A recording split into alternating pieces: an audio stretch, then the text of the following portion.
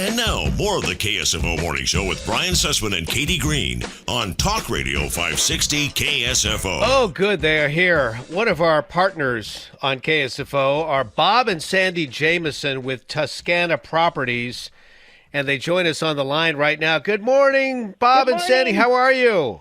We are fantastic. How are you? We're doing great. Now, here's what I know about Sandy, folks.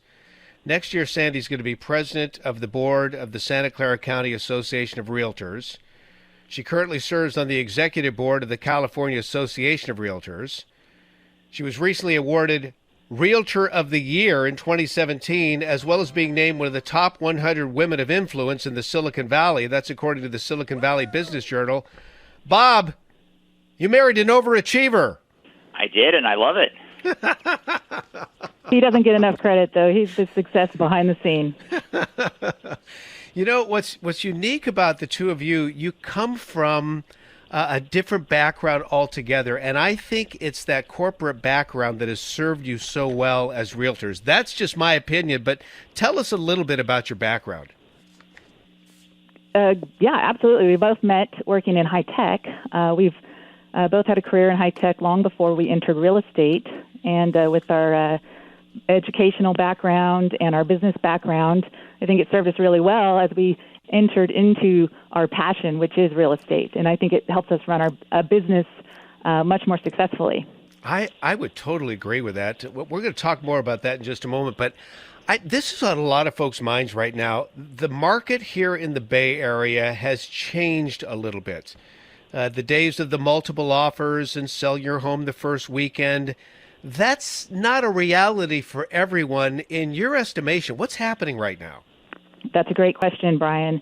So it's always a great time to buy or sell, but we have seen some shifts in the market with respect to our buyer types and the types of sellers that we're seeing. So let me give you a quick rundown here.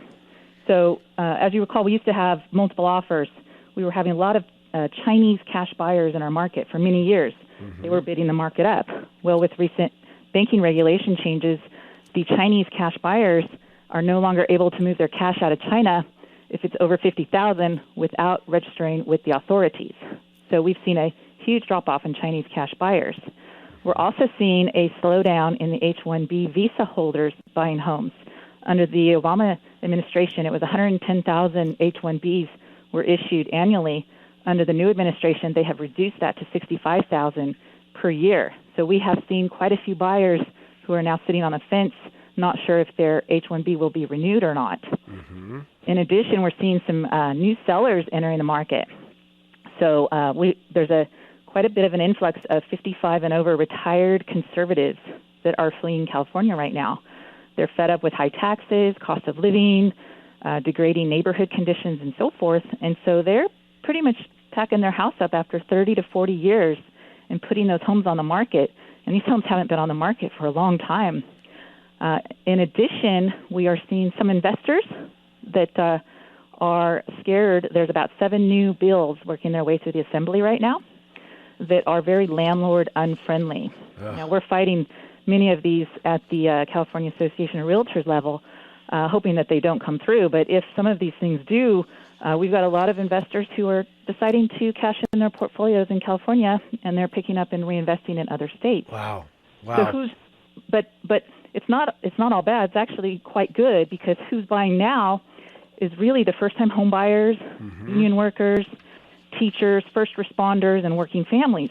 They actually have a great chance to buy right now because the market is providing them a great set of inventory. They have better choices. They can find a better home at a better price now. So it's really a great time to buy if you're a buyer, but the market is still very strong. So if you're a seller, it's still a great time year-round in our market. Bob and Sandy with us from Tuscana Properties. Let's talk about this. In terms of what you have to offer as realtors, there are some unique programs that I've talked about here on KSFO, and people need to know about this. I mean, you will make guarantees with your clients regarding the sale of their home. You will also help the sellers with renovations and repairs. Now, in my experience, this is unheard of, but tell us how you're able to do this. Well, Brian, what we have is we have a lot of sellers that have a lot of equity in their homes, but they don't have the free cash to fix up those homes. Because buyers now, they're really wanting move-in ready, upgraded, updated homes. So what we do is we sit down with our sellers and we run some numbers with them, and we find a way that we can help them by actually managing the whole repair process for them to upgrade their home to today's standards. But we also help finance those repairs for them through our home enhancement listing program to get their home to market for top dollar. That's great. And that is important. You know, back in the day, you could sell a house as is with all your own furniture in it. But as you mentioned, in this particular environment here in the San Francisco Bay Area, you really can't do that if you want top dollar, correct? That's correct, because our buyers don't have a lot of money to invest in these homes because it's so difficult to rent here. Buyers have to invest all of their money into their rent. So they don't have a big down payment to go in and change the carpet and change that paint around. I have buyers buying for $500 down. Wow. Okay. So the other part of this is you and I we've spent some time talking. A lot of realtors do something called post and pray. At least that's how you refer to it. So you get the client, you sign the papers, put the house in the market, post it over at Realtor.com, Zillow.com, and pray that it sells. You guys go way beyond that with your marketing, which I think is really interesting. Right, we do, Brian, because what we do is we actually market to buyers. So we want to bring buyers to our sellers' listings through some of our programs, such as buying out their existing lease, guaranteeing closing cost credit for them, or even guaranteeing that if they don't like the home they buy through us, we'll sell it for free within 18 months or buy it back. Wow. So these programs actually bring buyers to our sellers' door. And that's why we have over 4,000 buyers in our database that might be looking for homes right now. Well, talk about that. That is really interesting. And we feature that whenever I talk about you guys on this station. You have buyers in waiting in this massive database. What is that all about? Where do you get these buyers? Tell us how it works. So we have over 60 direct sources where we target every day to attract buyers' attention. And we attract their attention by not only marketing our listings to their best potential, but what we also do is we want to educate buyers. So we want to show them how home ownership can help them. Because, Brian, in America, 80% of the wealth in America was created through real estate. So what we do is we want to educate our buyers on how they can participate in this great wealth creation. So all of this information and all of our listing marketing has the phones ringing on our office every day. Bob and Sandy Jamison with us, Tuscana Properties. Talk to us about some of this legislation. Sandy, you gave us a little tease a moment ago, but this is something that everyone should know about, be concerned about, and I'm glad to know that you're in representing us on the fight against this. For example, the proposed statewide rent controls. Talk to us about that. Absolutely, I'd love to. So, yeah, we're seeing about 7 or more bills coming through right now. Let me just give you a quick high-level summary here. So we've got AB 1481, which has to do with just cause. At the state level, they're looking to enact just cause so that a landlord can no longer just evict a tenant with a 30 or 60-day notice without stating a reason for termination of the tenancy. This bill seeks to prohibit a landlord from providing this notice mentioned above unless the landlord has just cause and enumerates the reasons for termination. The next one we're seeing is AB 1482, which is the traditional rent caps that you've heard about. And I know San Francisco and many Bay Area cities already have this at the local level, but the state is looking to enact a statewide rent cap of 5% plus a regional CPI on all residential rental properties, except those that are already rent-controlled or deed-restricted. And so this bill also allows a tenant a rebuttal presumption so that they could rebuttal against a landlord if they believe the landlord is purposefully trying to subvert this rent cap if they try to evict them. Wow.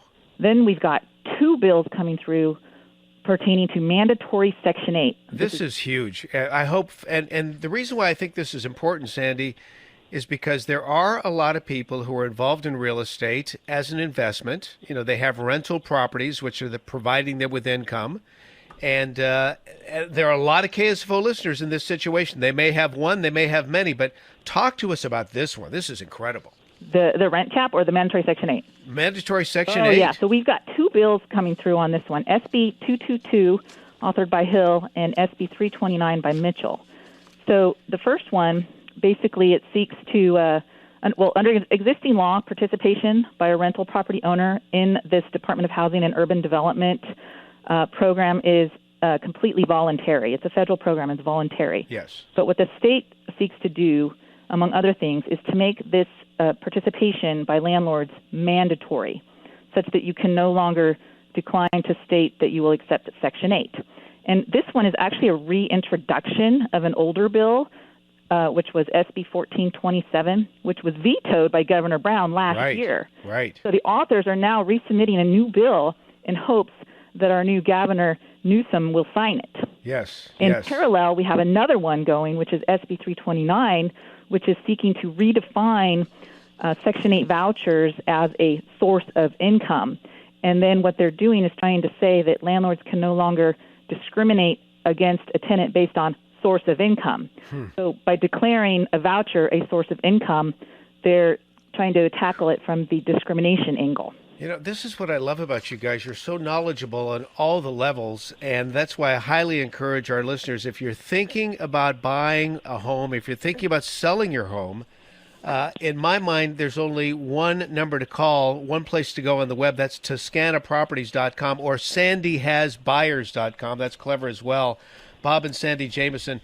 Bob and Sandy, thanks for partnering with us here on KSFO. Thanks for all of your experience and your knowledge and all your success. We'll have you back on the program to talk more about this very, very soon.